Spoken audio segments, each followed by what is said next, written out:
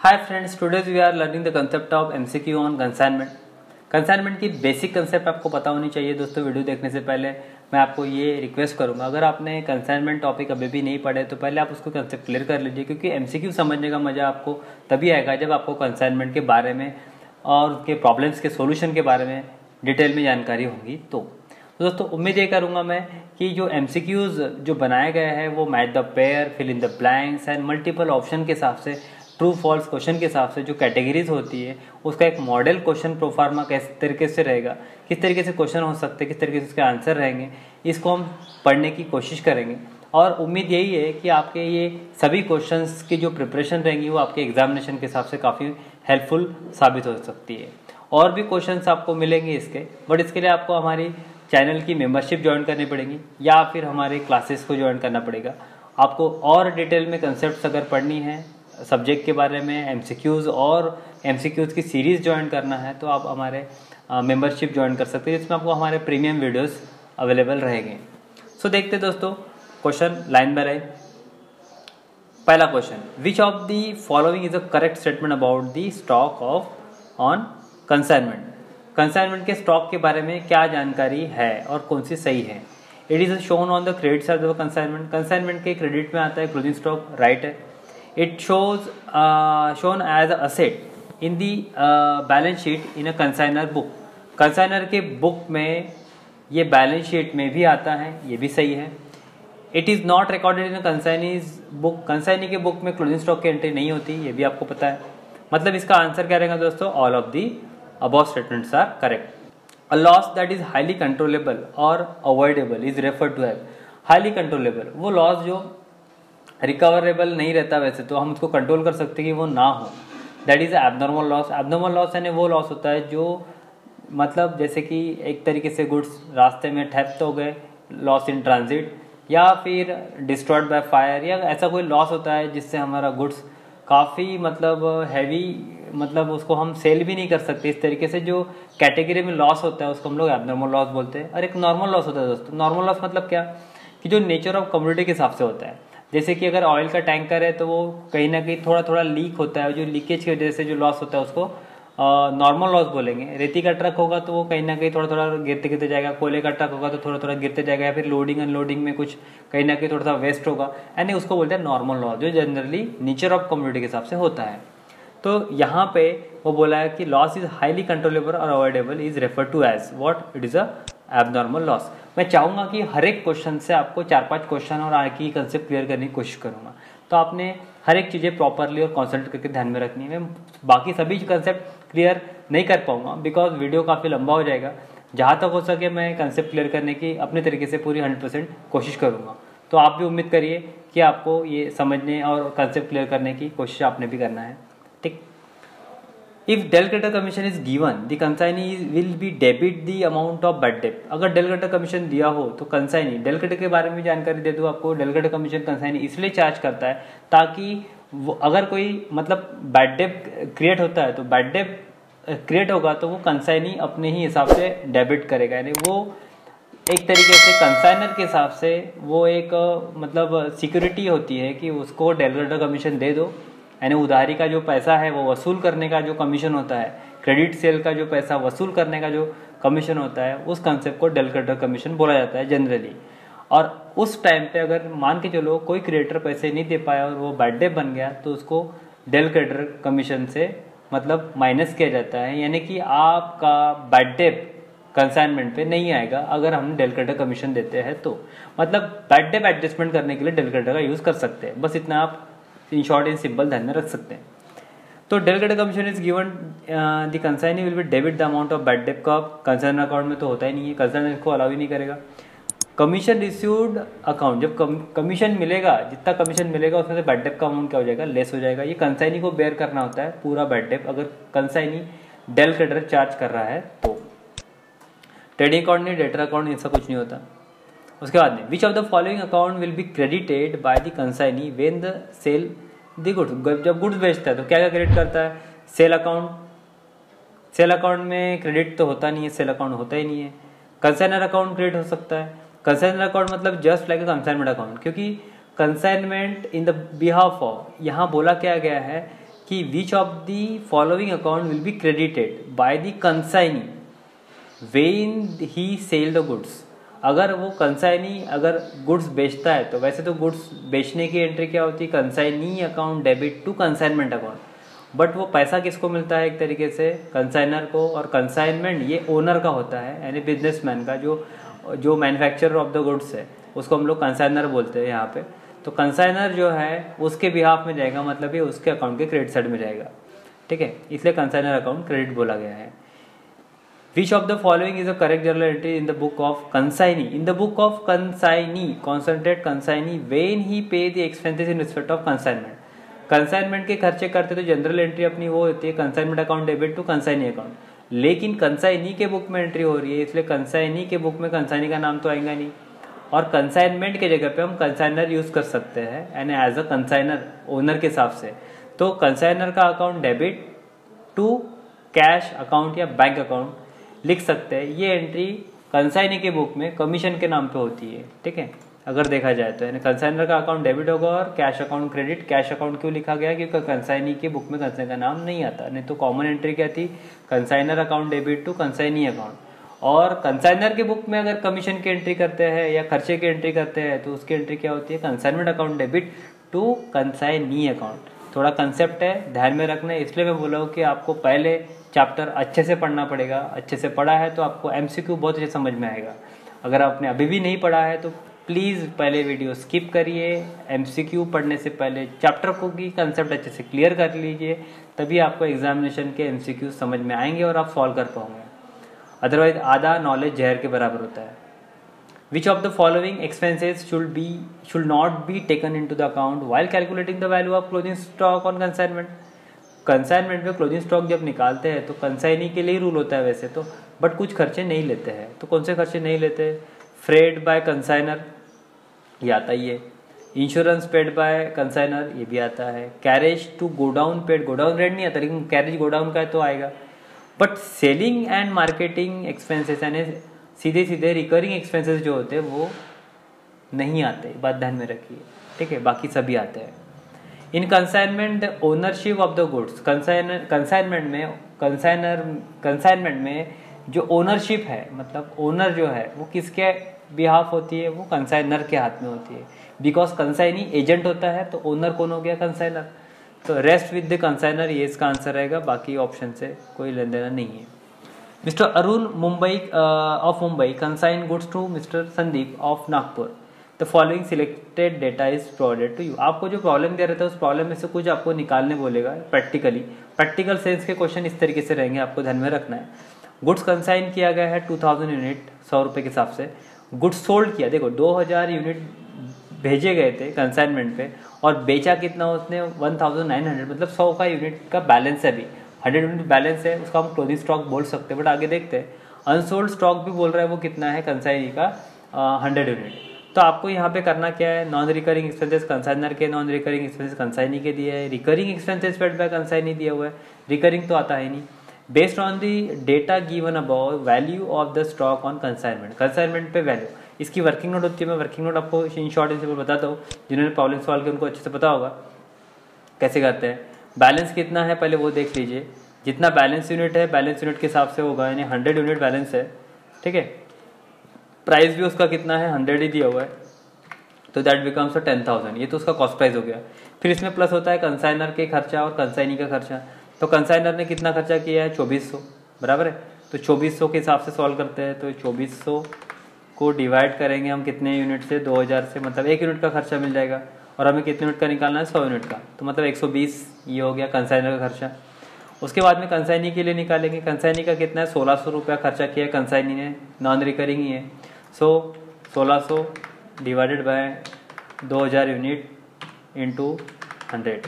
अब देखिए अपना टोटल अमाउंट कितना बैठेगा, ये 10,000 आपका कॉस्ट हो गया, 120 कंसाइनर का खर्चा और 80 कंसाइनी का खर्चा, तो ये कितना होता है टोटल, ये 200 हो गया है, 200 एंड 10,000, मतलब 10,200 इसका आंसर होना चाहिए। तो देखते हैं इसमें 10,200 ये आंसर दिया हुआ है, राइट।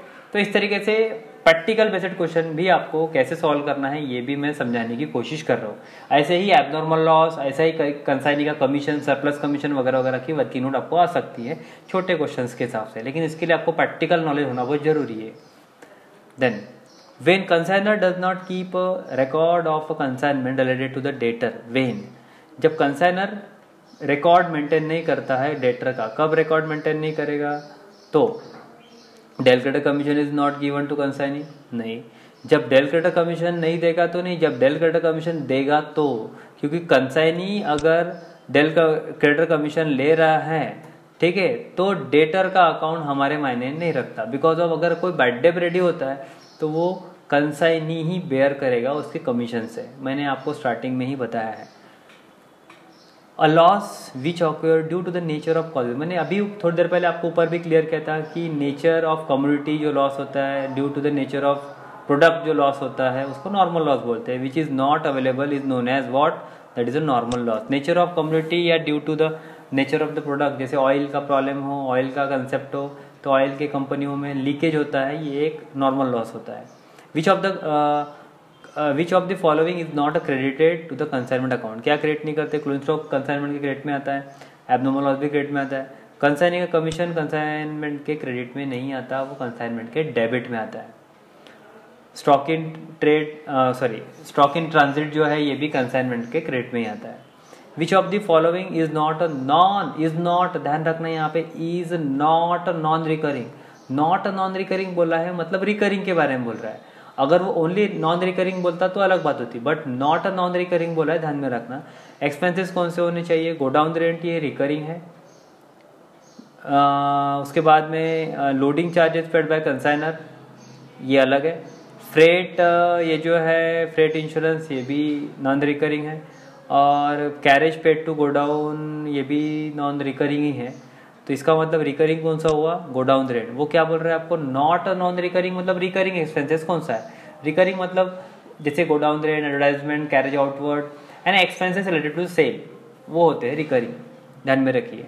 गुड्स कॉस्टिंग है 50,000 are consigned at a proforma invoice cost plus 20%। You know invoice price के प्रॉब्लम टाइप नंबर जो 4 होता है, नोट्स में दिया है, आपको पता होगा कि 20% उसके कॉस्ट के ऊपर है, तो 50,000 का 20% 10,000 होता है। मतलब इनवाइस प्राइस उसकी कितनी बन जाएंगी? 60,000। 50,000 का 20% उसमें ऐड कर दो, 10,000 ऐड हो जाएगा तो कितना बन जाएगा? वो 60,000।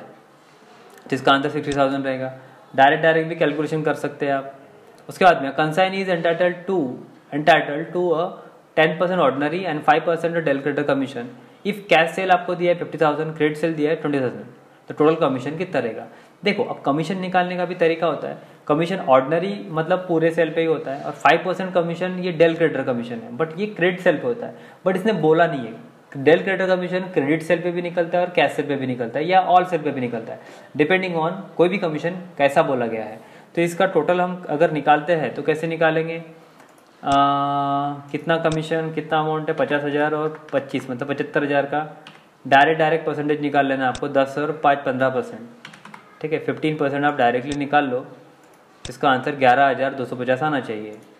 So that is 11,250 he answer है, राइट। इस तरीके से इसको सॉल्व कर सकते हैं, काफ़ी इजी था। प्रॉफिट जनरेटेड हुआ है, loss incurred by consignment is shown by. Goods sent on consignment account में नहीं आता, प्रॉफिट और लॉस की बात कर रहे हो। कंसाइन अकाउंट में प्रॉफिट लॉस नहीं आता, कंसाइनमेंट में ही आएगा। प्रॉफिट आएगा तो कंसाइनमेंट के डेबिट पे जाएगा, लॉस आएगा तो कंसाइनमेंट के क्रेडिट पे जाएगा, मतलब कंसाइनमेंट में ही प्रॉफिट और लॉस इंकर्ड होता है। If the consignor is a manufacturer, which of the following journal entry he make to close the goods sent on consignment account? Goods sent on consignment account की concept समझ लीजिए कि इसका जो balance होता है वो ट्रेडिंग में ट्रांसफर करते हैं, और इसकी जो जर्नल एंट्री होती है फर्स्ट वाली, वो consignment account debit to goods sent on consignment होता है, तो उसके क्रेडिट में एंट्री होती है, तो डेबिट में बैलेंस आता है हमेशा गुड्स सेंट के, और जो डेबिट में बैलेंस आता है वो ट्रांसफर होता है ट्रेडिंग अकाउंट में। अगर लोडिंग का भी प्रॉब्लम होगा तो भी डेबिट में बैलेंस आएगा, यानी वो ट्रेडिंग में जाएगा। तो उसका कॉमन है कि गुड्स सेंट ऑन कंसाइनमेंट के डेबिट में बैलेंस है, तो इसकी एंट्री क्या होनी चाहिए? Goods sent on consignment account debit to trading account, क्योंकि वो बैलेंस ट्रेडिंग में जाता है। अगर आपने प्रॉब्लम सॉल्व किए तो आपको आइडिया जरूर होगा। विच of the following is the correct statement about stock reserve? Stock reserve मतलब लोडिंग के जैसा होता है, जो लोडिंग निकालते हैं ना, क्लोजिंग स्टॉक पे, उसको बोलते हैं एक तरीके से। It is shown on the debit side of the consignment account, right है, क्योंकि वो डेबिट पे आता है उसका लोडिंग क्लोजिंग का। It is shown as a deducted from the stock on the consignment in balance sheet. Balance sheet में closing stock लेते तो उसमें से माइनस करते अगर बैलेंस शीट बनाते हैं तो जनरली इसमें बैलेंस शीट नहीं रहती कई प्रॉब्लम्स में, अगर बनाने बोला तो होता है। It is a removal of excess price और loading from the stock on consignment, ये भी सही है। मतलब सभी सेंटेंस इसके सही है, तो इसका आंसर क्या रहेगा, all of the above statement are correct.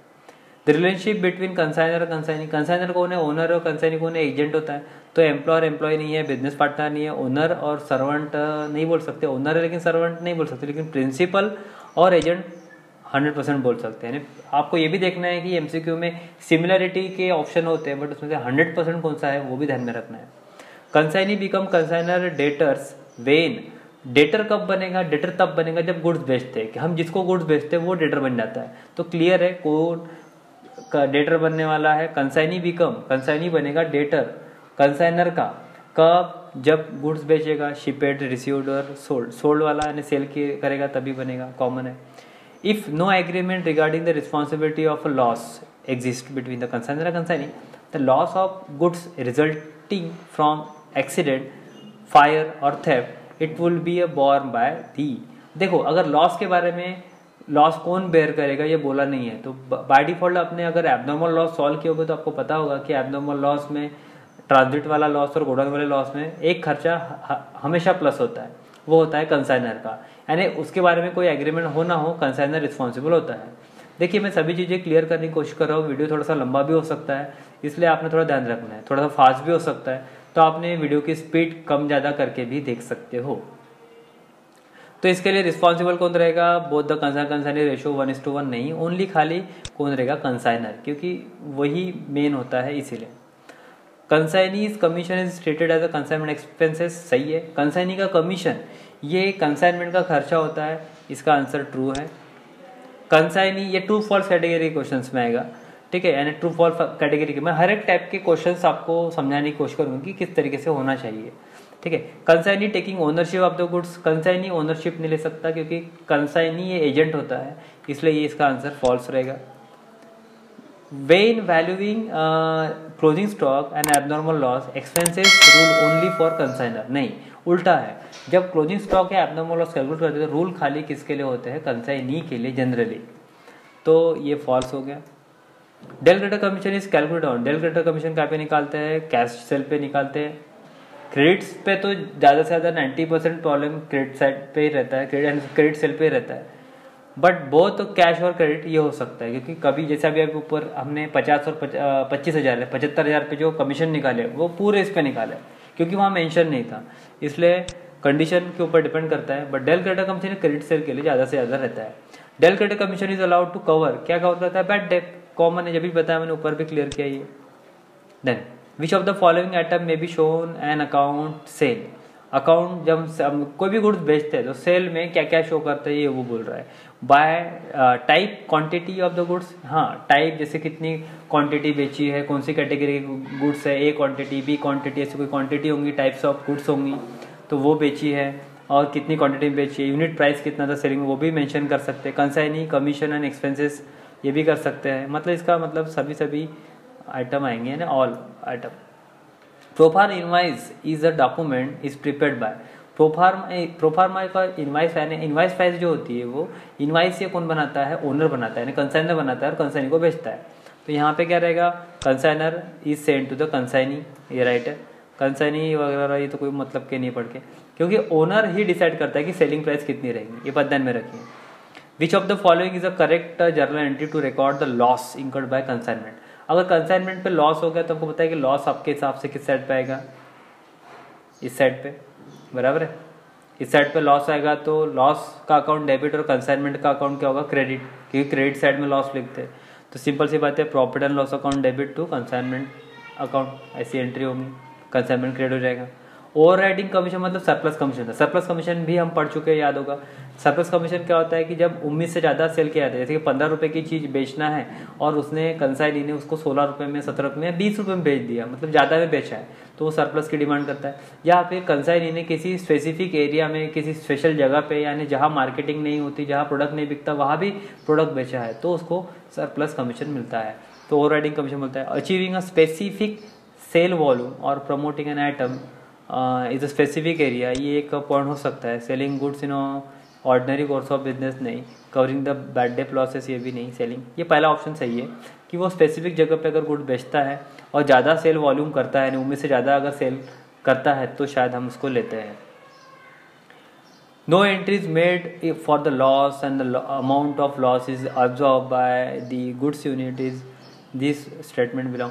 वो लॉस जो मतलब हम खुद ही उसको एब्जॉर्ब कर लेते कहीं ना कहीं, उसको कैलकुलेट भी नहीं करते, वो लॉस होता है नॉर्मल लॉस, क्योंकि normal loss due to the nature of the community होता है, जब भी बताया था मैंने आपको, तो इसका आंसर नॉर्मल लॉस रहेगा। मैथ द पेयर के क्वेश्चन किस कैटेगरी के रहेंगे, तो देखिए जैसे आपको मैथ द पेयर में कंसाइनर, कंसाइनमेंट, कंसाइनी और डेटर दिया है, तो ऐसे क्वेश्चन में आप क्या करो, कम से कम 1-2 पॉइंट स्ट्रॉन्ग कर लो, क्योंकि ये काफ़ी कन्फ्यूजिंग होता है। ठीक है, कंसाइनर के बारे में सोच लो, कंसाइनर एजेंट है क्या, नहीं है, एंड कंसाइनी एजेंट है, मतलब इसका ऑप्शन क्या रहेगा, थर्ड का ऑप्शन क्या रहेगा, ए, मतलब थर्ड का ऑप्शन आपका ए रहेगा जनरली। कंसाइनमेंट, कंसाइनी और डेटर, तो कंसाइनी का तो हो गया। डेटर, डेटर का मतलब गुड्स सोल्ड, जिसको बेचते हो डेटर होता है जनरली। ठीक है, उसके बाद में कंसाइनमेंट क्या है, कंसाइनर है, ये देखो ए का ऑप्शन ये रहेगा पहले वाले का। कंसाइनर कौन होता है, ओनर और मैन्युफैक्चरर ऑफ द गुड्स, मतलब तीसरा ऑप्शन जो बचा है वो किसका रहेगा, कंसाइनमेंट का, यानी कि ये जो चौथा ऑप्शन जो बचा है ये किसका रहेगा, कंसाइनमेंट का, मतलब जो डी पॉइंट है। अल्टीमेटली आपको 4 अगर दिए तो 3 आप क्लियर कर लो, तो अल्टीमेटली एक आप तुक्का भी लगा सकते हो, बट उसके लिए थोड़ा सा ये होना, क्योंकि ये काफ़ी कंफ्यूजिंग रहता है और घुमाया जाता है मैच द पेयर में। ठीक है, वैसे ईजी होता है, बहुत ज़्यादा डिफिकल्ट नहीं रहता। अब जैसे दूसरा एक टाइप दिया है, normal loss, abnormal loss, closing stock और स्टॉक रिजर्व लोडिंग। अब normal loss, calculate the loss amount, consignee's account, consignment account credit, not calculate loss amount, consignment account debit. अब कंसाइनमेंट के डेबिट में क्या आता है, लोडिंग, ये वाला सही है। कंसाइनमेंट के डेबिट में लॉस आता है, देखो उसको सामने ही दिया हुआ है, इसके सामने ही आइटम आता है। ठीक है, closing stock, closing stock consignment के क्रेडिट में आता है, मतलब इसका वाला ये वाला आंसर रहेगा। ठीक है, उसके बाद में abnormal loss, calculate the loss amount होता है, और नॉर्मल लॉस का अमाउंट कभी भी कैलकुलेट नहीं होता, तो इसका आंसर ये रहेगा। ठीक है, कॉमन सेंस की बात है, इसका आप चाहे तो आप नोट डाउन कर सकते हो, इसके मैंने आंसर्स नहीं रखे अलग से। Fill in the blanks type के क्वेश्चन कैसे हो सकते हैं, तो ऐसे हो सकते हैं, when abnormal loss on consignment then the journal entry जो है, जर्नल एंट्री जो है should be abnormal loss account debit to, क्या करते हैं वहाँ पे, एबनॉर्मल लॉस अकाउंट डेबिट के बाद में एबनॉर्मल लॉस अकाउंट डेबिट होता है और कंसाइनमेंट अकाउंट क्या होता है, क्रेडिट। तो हम यहाँ पे क्या लिख सकते हैं, कंसाइनमेंट अकाउंट क्या होगा, क्रेडिट, ऐसे। Consignee is not fully liable when, consignee fully liable नहीं होगा when calculating closing stock then expenses not taken. कौनते एक्सपेंसेस नहीं लेते, कौनते एक्सपेंसेस नहीं लेते, रिकरिंग एक्सपेंसेस, जो रिकरिंग एक्सपेंसेस होते हैं वो नहीं लेते। ऐसे fill in the blanks type के क्वेश्चन हो सकते हैं दोस्तों। और भी बहुत सारे क्वेश्चंस हैं जो मैं आपको बाद में नेक्स्ट पार्ट में जरूर समझाऊंगा। वीडियो आपको पसंद आया होगा तो क्वेश्चन कुछ आपको समझ में आए होंगे तो वीडियो को एक थम्स अप जरूर दीजिए, एक लाइक जरूर कीजिए, दोस्तों में शेयर जरूर कीजिए ताकि उनको भी एमसीक्यूज और इसकी कंसेप्ट थोड़ी सी क्लियर हो सके। और कमेंट जरूर कीजिए आपको वीडियो कैसा लगा, क्या लगा, और आपको कोई रिकमेंडेशन है, कोई क्वेश्चंस है तो कमेंट बॉक्स में ज़रूर कमेंट करके मुझे बताइए। आपको और किसी वीडियो की और किसी चीज़ों की डिमांड है, किसी क्वेश्चन में आपको डाउट है कि ये क्वेश्चन का आंसर ये है या वो है, तो आप कमेंट बॉक्स में कमेंट करके मुझे ज़रूर बताइए, या फिर मेरे सोशल मीडिया में जाके आप उसको भी मतलब कहीं ना कहीं मुझसे कांटेक्ट कर सकते हो। ठीक है, तो दोस्तों उम्मीद करता हूँ ये सब चीज़ें आपके काम आएंगी और समझ में आएंगी और मैं आपके लिए कहीं ना कहीं हेल्पफुल रहूँगा। मेरी जो मेहनत है वीडियो बनाने की वो आपके कहीं ना कहीं थोड़ी बहुत तो भी काम आएगी, यही मैं आपसे आशा रखता हूँ। और आपसे आशा ये रखता हूँ कि आप इस वीडियो को जितना हो सके दोस्तों में शेयर करें।